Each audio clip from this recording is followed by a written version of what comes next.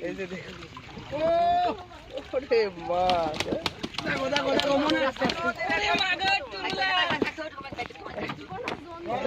নদী দেখো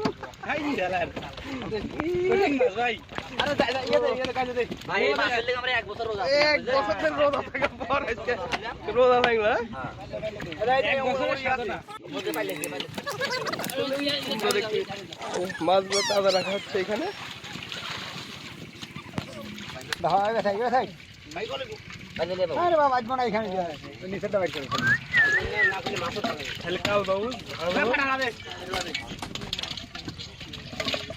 মুরব্বী আপনি তো লস করে ফেলাইলেন না?